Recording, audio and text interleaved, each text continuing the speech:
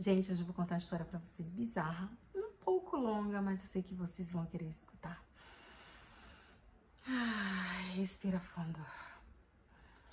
Bom, é sobre a minha travessia do México para os Estados Unidos. Vou contar lá do início. Então, eu tinha 15 anos, conheci um rapaz que morava aqui nos Estados Unidos. Ele tinha a vida dele aqui, tinha um trabalho, já tinha alguns anos morando aqui e todos os anos ele ia para o Brasil para passar férias e para ver a família dele. E aí a gente se conheceu, eu tinha 15 anos e a gente namorou, noivou, casou. E quando eu casei eu tinha 18 anos. E aí ele teve que voltar para aqui, para os Estados Unidos, porque ele tinha a vida dele aqui. E eu tentei o visto para vir para cá. Tentei, se eu não me engano, umas 2 vezes e não consegui. Então ele veio para cá e aí a gente resolveu que eu iria atravessar a fronteira do México. E ele me falou: Thaís, você vai caminhar pelo deserto. E começou a me dar mais ou menos uma instrução de como ia ser, porque na verdade nem ele sabia, porque ele também nunca atravessou. Ele só sabia da história que as pessoas contavam. E aí tá bom. Então eu fui preparando, né? Comecei a fazer mais exercício do que eu fazia para poder caminhar nesse deserto. Aí, daí então, compramos a passagem, né? Em uma agência e compramos por uma excursão, através de uma excursão.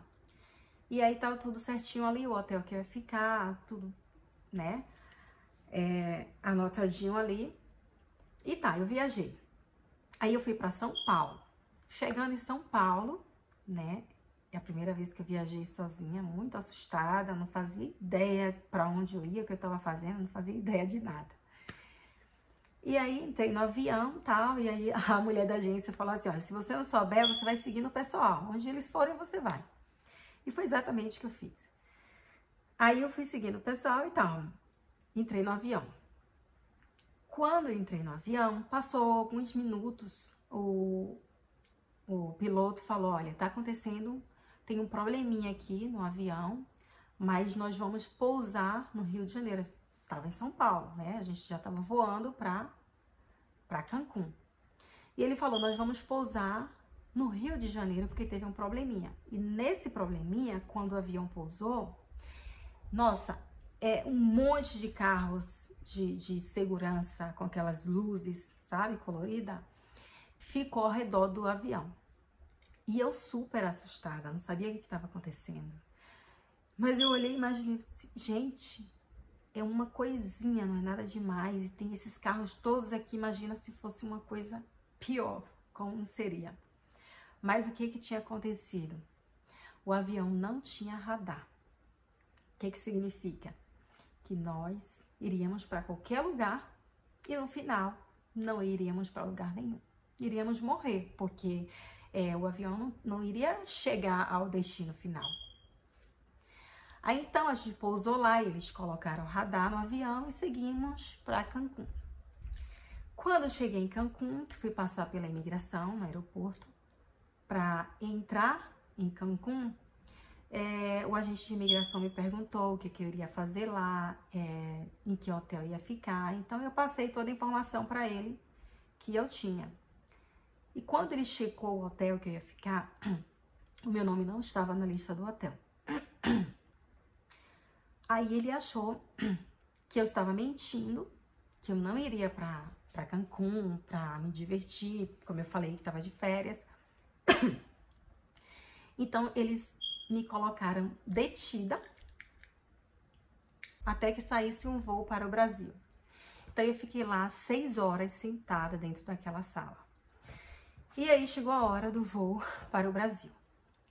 Entrei no avião.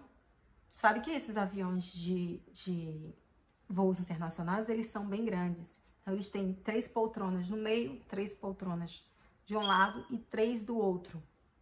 Então são bem grandes. E eu entrei ali, né? Nossa, eu era católica, então eu rezava. E eu ficava rezando todo o tempo ali, porque eu tava morrendo de medo. e o céu estava muito nublado. Gente, foi uma turbulência que quando a aeromoça começou a servir as bebidas começaram a tremer e as coisas derramarem e elas tiveram que recuar. E eu comecei a ficar com medo, desesperada ali dentro.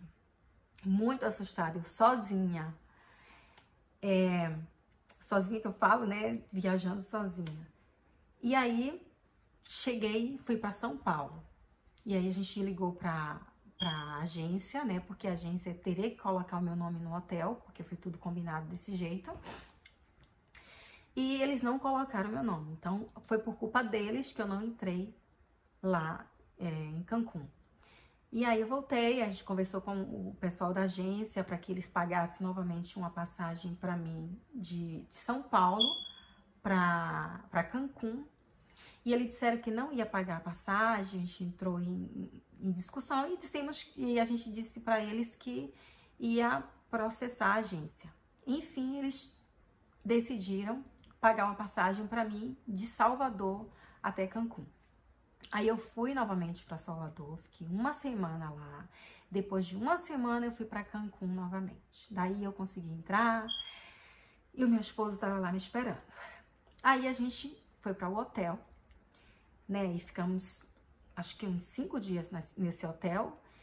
E a gente decidiu não atravessar a fronteira porque chegou uma pessoa do hotel e falou pra gente que tinha um agente de imigração que estava me vigiando dentro do hotel, achando que eu iria atravessar a fronteira do México para os Estados Unidos, que na realidade era isso que eu queria fazer. Então, a gente decidiu ficar lá no hotel, se divertindo durante aquele tempo. E depois eu fui pro Brasil e meu esposo veio para cá, para os Estados Unidos. Aí, depois eu não me lembro muito bem se foi um mês, se foi 2 meses, não sei. Eu sei que eu dei um tempinho. Aí eu viajei novamente para Cancún. Como eu já tinha, né, visto de entrada, não me lembro bem se era visto ou como é que era. Mas eles tinham que dar uma permissão para você entrar. Aí eu consegui entrar novamente. Eu já abri meu passaporte no lugar, deixaram passar. Aí eu entrei. E aí tá, a gente foi para a Cidade do México. Cidade do México? Cidade do México. E aí eu fiquei na Cidade do México, dormi lá no hotel, no Marriott. E daí a gente foi para uma cidade que chama... aí a gente foi para o aeroporto para ir para uma cidade que chama Água Pretas. Só que para ir para essa cidade, como é fronteira, a gente passou pela imigração novamente. E aí eles começaram a perguntar o que eu ia fazer lá, se eu tinha parente, blá, blá, blá, blá, blá, blá. E aí, um dos agentes que estava lá falou pra gente ele falou pro meu esposo que ele sabia que eu estava querendo atravessar e que meu esposo estava querendo me atravessar para os Estados Unidos, porque o meu esposo falou para ele que tinha documento, que tinha green card, que podia entrar nos Estados Unidos a hora que ele quisesse. Então ele falou, eu sei que você está querendo atravessar ela, e aí pediu dinheiro. Aí a gente foi conversar, levou a gente para conversar com o chefe dele. Tava numa sala, o homem devia ter mais ou menos uns 90 anos, estava bem velhinho já. A gente foi para essa sala conversar com esse senhor. E a gente teve que pagar, se eu não me engano, foi uns $500 que a gente pagou para esses homens. E aí eles deixaram a gente passar para essa cidade que chama Água Pretas. A gente foi, né, pegou um avião e foi para essa cidade. Quando chegou nessa cidade, é um lugarzinho bem pequenininho, assim, bem estranho. Aí eu fui para um quarto, não era uma casa, era um quarto onde tinha um monte de pessoas. Pessoas estranhas, homens, mulheres, crianças, todo mundo falando vários idiomas e eu não fazia ideia do que eles estavam falando. E eu muito assustada, muito assustada. Meu esposo foi para os Estados Unidos porque ele ficou na fronteira, né, dos Estados Unidos com o México, para que se acontecesse alguma coisa comigo, ele já estava pertinho e ele voltava pro México.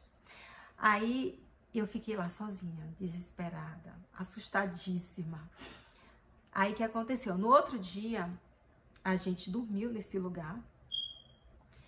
No outro dia, a gente pegou um trem para ir para uma outra cidadezinha, que é de onde a gente ia atravessar, onde a gente ia começar a caminhar. Aí a gente foi para essa cidadezinha e lá tinha umas barraquinhas, não, acho que uma ou duas, não me lembro. E nessa barraquinha vendia refrigerante, água. Aí eu pensei, vou comprar um chocolate, porque eu sei que chocolate me dá energia, e vou comprar 2 garrafinhas de água, 2 garrafinhas de água mineral. Foi com isso que eu caminhei. Daí a gente começou a caminhar. A gente começou a caminhar e depois, em um lugar, a gente pegou subiu numa caminhonete. Tinha uma caminhonete mais na frente esperando a gente. E a gente foi, né? Eu e várias pessoas, eu não fazia ideia de quem eram aquelas pessoas. Pessoas de outros países, tinham muitos mexicanos, mas tinha pessoas de outros países também. E dali a gente foi, né? Subiu naquela caminhonete e seguiu. Quando chegou mais na frente, tinha mais policiais eu acho que era de imigração, não sei. E aí a gente teve que pagar novamente para aquelas pessoas, porque eles ficam pedindo dinheiro, né? São corruptos. E aí a gente teve que pagar novamente para aquelas pessoas. Aí o que aconteceu? Eles perguntaram de onde eu era, aí a mulher falou que eu era muda e surda, né? E que eu era mexicana. Ele falou, aí teve um deles que falou assim, não, ela não é mexicana, ela deve ser de outro país.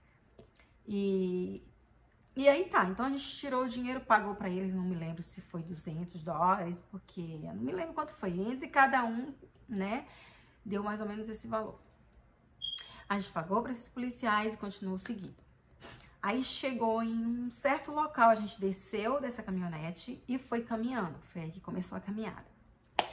E aí a gente caminhou. Eu olhei para aquele deserto, gente. Eu olhei para um lado, olhei para o outro, não vi nada. Só vi umas árvores secas. E eu falei, meu Deus, aqui deve ter bichos grandes. Eu posso morrer aqui, esses bichos podem me comer aqui. Eu pensei que eu fiquei muito assustada. E a gente continuou caminhando. E tinha criança junto com a gente. Tinha uma mulher que ela era bem gordinha e ela que era a mãe da criança. Tava ela, o marido e a criança. E essa mulher, ela não conseguiu chegar, porque a gente descia uns buracos grandes, subia aqueles buracos, passava por arame farpado, a gente tinha que se jogar no chão, né? Porque às vezes tinha umas luzes que os policiais colocavam para ver se era animal, se era gente que estava caminhando por ali. E a gente estava vestido de preto. E tava muito frio, muito frio. Eu tava com uma roupa, né? Uma camisa quente, porque já tinham me avisado que ia estar frio. E toda vez que a gente se jogava no chão, os espinhos entravam na nossa roupa e começavam a furar o corpo. Aí os coiotes são os homens que atravessam as pessoas. O meu esposo pagou a mais para que eles me levassem, se caso acontecesse alguma coisa, que eles pegassem na minha mão e que chegassem lá comigo nos Estados Unidos. Então, teve momentos que eles pegaram na minha mão, né, para correr comigo. Porque eles estavam ganhando a mais, claro, que eles iriam ter essa preocupação. Então, eles pegaram na minha mão e começaram a correr comigo. E em vários momentos a gente tinha que sair correndo e se jogar no chão. E essas pessoas que não conseguiram chegar, essas pessoas tiveram que voltar. Foi horrível, foi horrível. E aí, quando a gente já tá chegando, já perto já da travessia, que a gente caminhou de 4 da tarde até 6 horas da manhã. E quando a gente chegou nesse lugar, a gente pegou uma outra caminhonete que já estava lá esperando. E encheu essa caminhonete dentro, na parte de dentro. Foi tanta gente, um por cima do outro, homem, mulher, tudo um por cima do outro. E dali a gente seguiu. Só que quando a gente estava seguindo, vinha um carro de imigração de frente pra gente. E aí a polícia parou. E aí todo mundo teve que descer, todo mundo foi detido, mas os coiotes, eles fugiram. E aí essa mesma mulher que falou que eu era muda e surda, ela falou, olha, eu vou dizer que você é muda e surda e vou dar um nome e dizer que você é minha irmã. Aí eu falei, tá bom. Então ela deu o nome, e aí eles tiraram nossas digitais e tal, e falaram que ia levar a gente novamente para o México. Aí a gente bebeu água, eu acho que eles deram merenda pra gente, e eles foram até legais. Aí eles levaram a gente novamente pro México. E no outro dia, a gente voltou pelo mesmo lugar, fez a mesma caminhada, tudo de novo. Só que aí a gente conseguiu, né? Eles colocaram uma Kombi na pista onde a gente tinha que subir, era uma ladeirinha assim de barro. Eles colocaram uma Kombi e a gente tinha que tirar aquela Kombi dali, senão não tinha como a gente passar. E a gente ficou tentando tirar. Eu não, os homens que estavam ali tentando tirar aquela Kombi e aquela agonia, e eu desesperada, eu rezando, né? Porque, como eu falei, eu era católica. Aí a gente ficou tentando tirar aquela Kombi daquele lugar. Daí eles conseguiram tirar aquela Kombi dali e a gente conseguiu passar. Aí eu cheguei, a gente fez aquela viagenzinha, não demorou muito dali para o lugar que a gente estava, não. Aí a gente foi, a gente pegou um outro carro, meu Deus? Não, foi nesse mesmo carro, foi. Aí a gente foi e eu fui para casa do chefe, né? O chefe que era o que levava a gente, ou que comandava, né?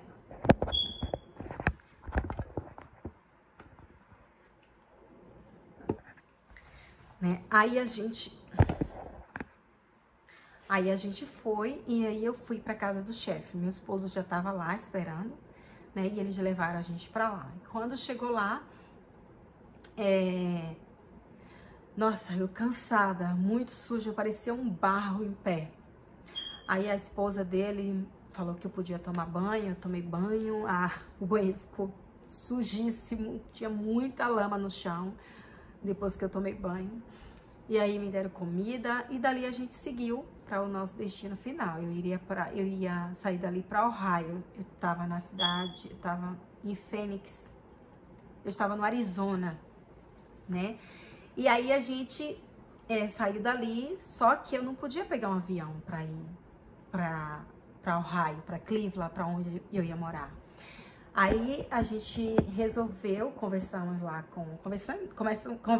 não, meu esposo conversou com o rapaz lá, acho que era amigo do chefe, e aí ele pagou para ele, para poder levar a gente em Ohio.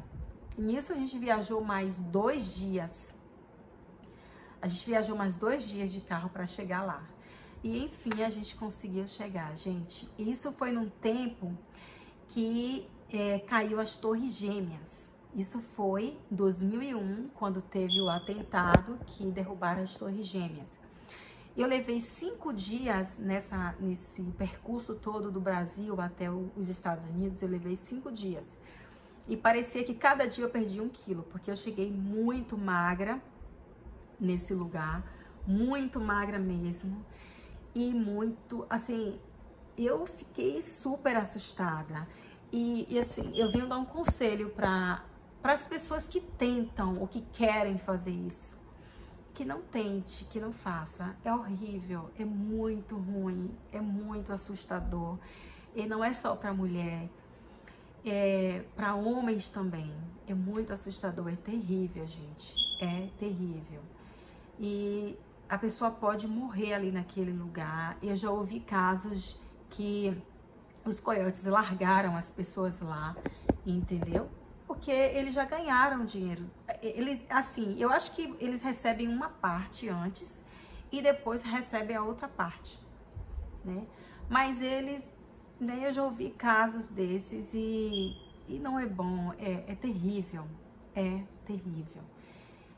Eu sofri muito para passar nessa travessia. Vocês percebem aí que desde quando eu saí do Brasil já passou por aquela situação toda, né?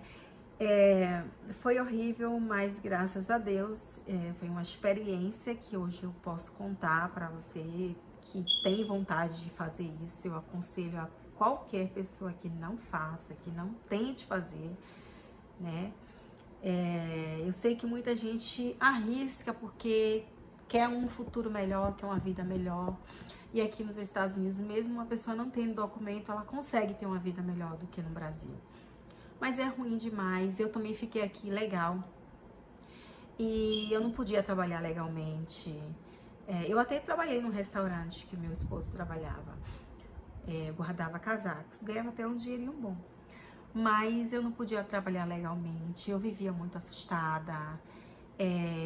Se eu saísse de carro, eu tinha medo da polícia parar e, sei lá, acontecer alguma coisa, a polícia chamar a imigração. E eu fiquei muito, muito assustada com isso.